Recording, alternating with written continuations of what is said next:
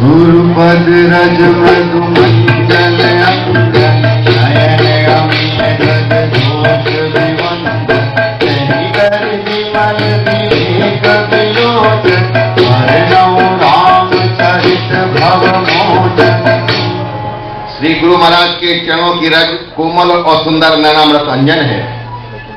तुलसी बाबा ने कहा कि सतगुरु के चरणों की रज कोमल और सुंदर नैनामृत अंजन है।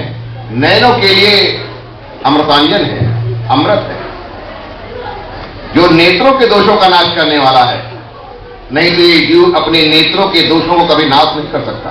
कितना भी प्रयास किया जाए कि हमारी कुदृष्टि चली जाए, लेकिन इस जीव की कुदृष्टि कभी जा नहीं सकती है जब तक कि गुरु महाराज के चरणों के रज ये अमृतांजन की तरह प्रयोग नहीं करता। तुलसी बाबा ने कहा वो अंजन विवेक रूपी नेत्रों को निर्मल करके, जब दोष जाता है आंखों का तो विवेक की उत्पत्ति होती है। जब आंखों का दोष चला जाएगा तभी विवेक की उत्पत्ति होगी। और जिस व्यक्ति के अंदर विवेक की उत्पत्ति होगी तो कहते हैं संसार रूपी बंधन से छुड़ाने वाला रामचरितमानस का वर्णन करता है।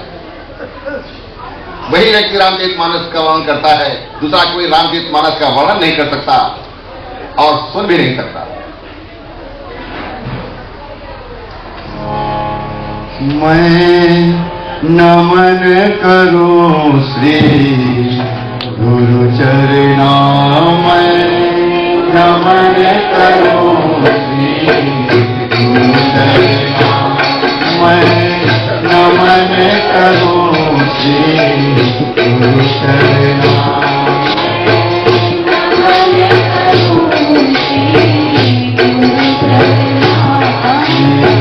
गुरु चरणा श्री गुरु चरणा, गुरु चरणा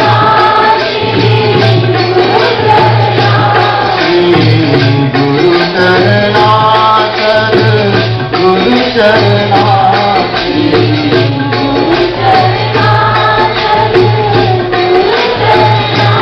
मैं नमन करूं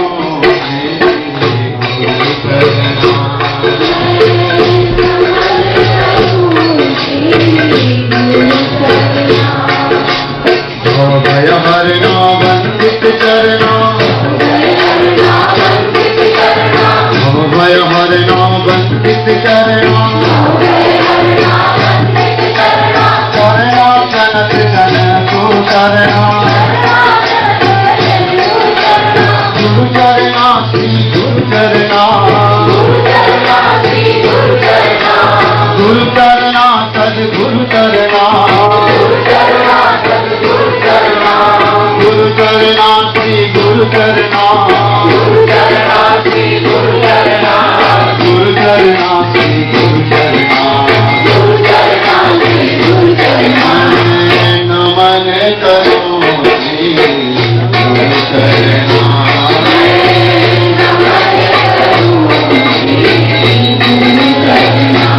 मैं नमन करो श्री गुरु चरणा।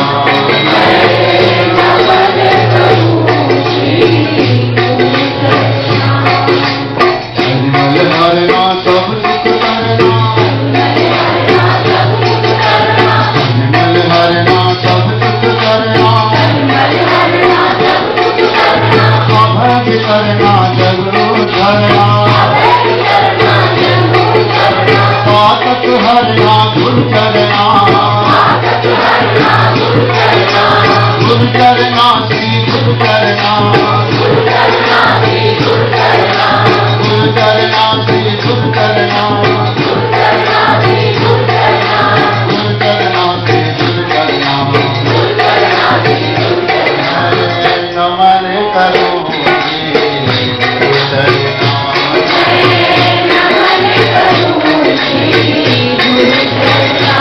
मैं नमन करो श्री गुरु चरणा।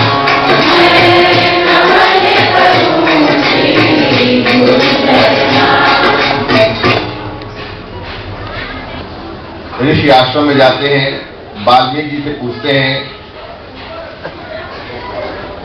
कि प्रभु हम इस वन में कहाँ रहें। वाल्मीकि जी उनको उत्तर देते हैं, कहते हैं कि प्रभु ये बताइए कि आप कहां नहीं हैं, वो स्थान बता दीजिए जहां आप ना हो, वहीं हम आपको बता दें कि वहीं रहिए। तुलसी बाबा कहते हैं, यही विधि रघुकुल कमल रवि मंगलो गण सुख दे, जाहि चले दे कन विपिन सीधो मित्र समेत। रघुकुल रूपी कमल के खिलाने वाले सूर्य श्री रामचंद्र जी इस प्रकार मार्ग के लोगों को सुख देते हुए सीता जी और लक्ष्मण सहित वन को चले जा रहे हैं। आगे राम लखन बन पाचे, तापस बेस विराजत कांचे, भय लीक सिय तो अति कैसे। ईश्वर का दर्शन कभी नहीं कर सकता जब तक कि इसके आंखों के पर्दे के आगे माया है। गो गोचर जहां लग मन जाई और ताह लग माया जाने भाई। जहां तक हमारी इंद्रियां और मन विषयों का भोग करती हैं, माया का भोग करती हैं, तब तक समझ लीजिए कि आप पूर्ण रूप से माया में, आप पूर्ण रूप से माया में हैं। एक नहीं आप लाख आश्रम बनवा लें और एक नहीं 10 लाख चेला बना लें, फिर भी आप पूर्ण रूप से माया में हैं। दूसरी बाबा ने कहा, बहुरी कहो चली जस मन बसई, और जन मधु मदन मातर लसई। उपमा बहुरी कहो जी जोई, और जन बुध विदु विचरो हनि सोई। जैसे छवि मेरे मन में बैठ रही है, उसको मैं कहता हूं मानो बसंत ऋतु और कामदेव के बीच में कामदेव की स्त्री सुशोभित हो रही है। अब उन्होंने उपमा दी, कहते बसंत ऋतु और कामदेव के बीच में रति सुशोभित हो रही है, क्योंकि रति के होने से बसंत का ये जीव आनंद नहीं ले पा रहा है। रति के बीच में होने से बसंत ऋतु का आनंद नहीं ले सकता। जैसे जीव माया के बीच में होने से, माया आंखों के पर्दा में पड़े होने से ईश्वर का दर्शन नहीं कर सकता।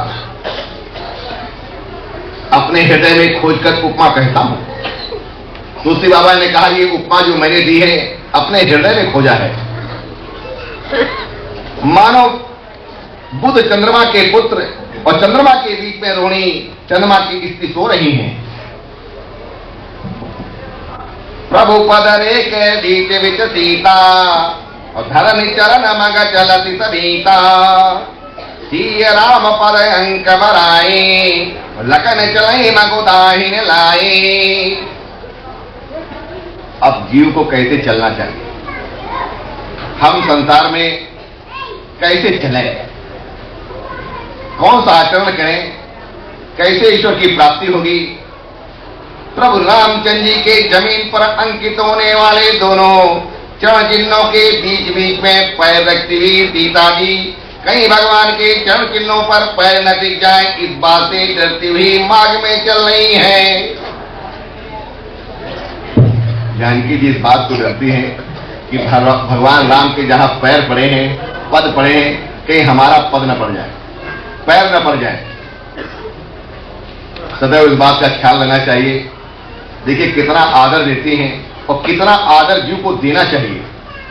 अगर कोई ईश्वर को प्राप्त करना चाहता है तो उसके अंदर ये भावना होना चाहिए और इस भावना से उसे आचरण करना चाहिए कि जो श्रेष्ठ है, साधु है, साकार स्वरूप है, वो जहां चलता है हमारे पैर कहीं न पड़ जाए, पद चिन्हों में हमारे पैर कहीं न पड़ जाए।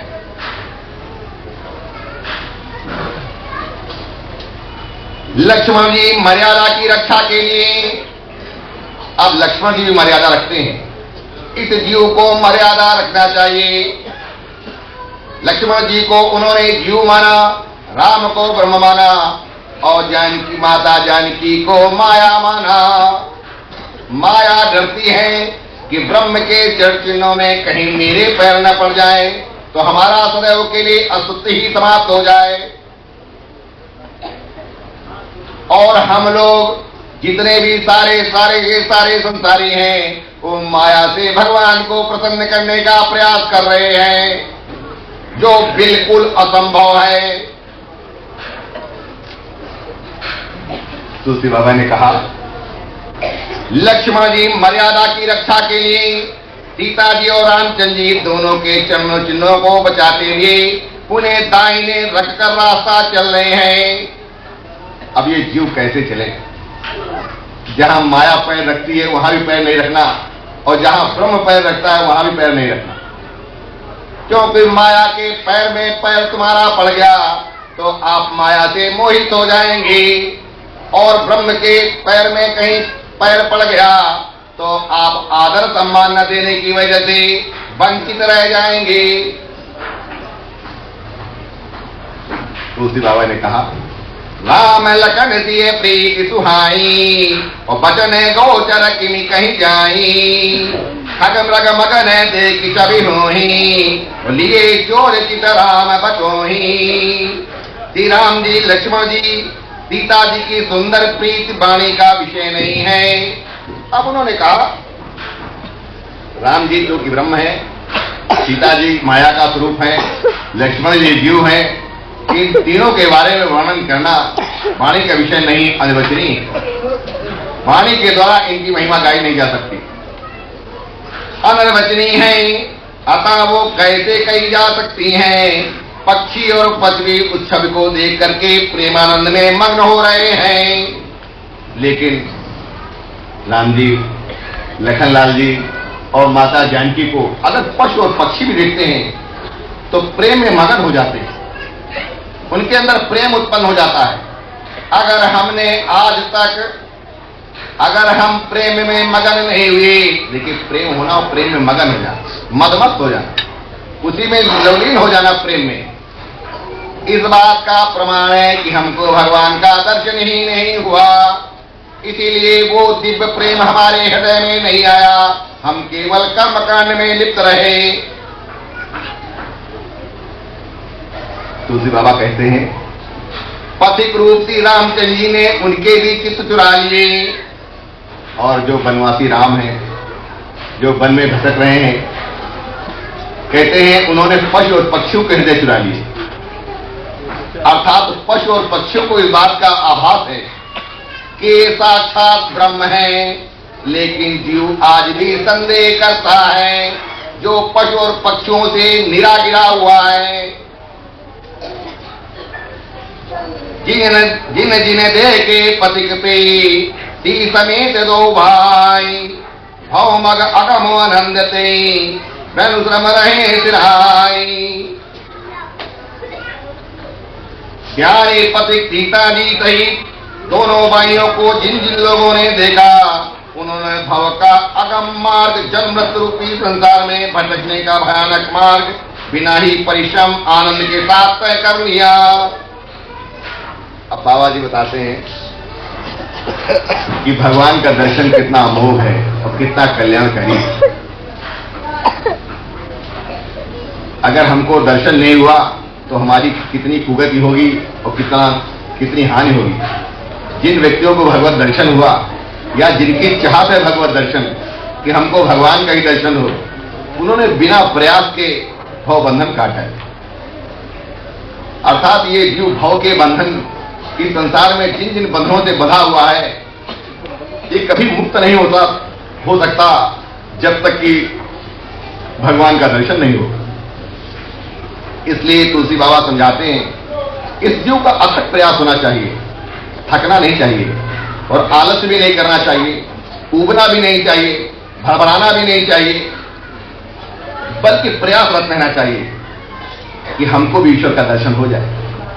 क्योंकि जिस वक्त इसको दर्शन होगा तभी इसका कल्याण है। जब तक इसको दर्शन नहीं होगा तब तक इस जीव का कल्याण नहीं है। लेकिन ईश्वर को पहचानने वाली बुद्धि चाहिए, और ईश्वर को पहचानने वाले नेत्र चाहिए, अंदर की आंखें चाहिए जो खुली हुई हो। अंदर की दो आंखें हैं, विवेक और वैराग्य।